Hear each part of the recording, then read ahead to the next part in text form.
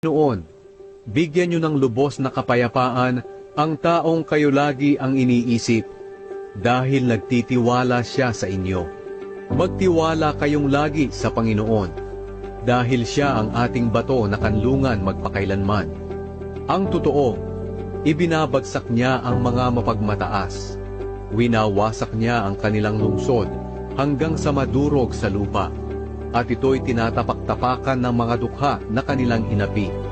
Patag ang daan ng taong matuwid, at kayo, Panginoong matuwid, ang nagpatag nito. Panginoon, sinunod namin ang inyong mga utos, at nagtiwala kami sa inyo. Hangad namin na kayo ay aming maparangalan. Buong puso kitang hinahanap-hanap kapag gabi. Kung hahatulan niyo ang mga tao sa mundo, matututo silang mamuhay ng matuwid. Kahit kinaaawaan niyo ang masasama, hindi pa rin sila natututong mamuhay ng matuwid.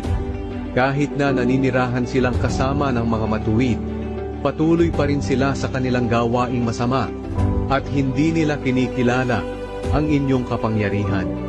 Panginoon, nakahanda na po kayong magparusa sa kanila, pero hindi nila alam. Ipaalam niyo sa kanila, Panginoon. Ilagay niyo po sila sa kahihiyan,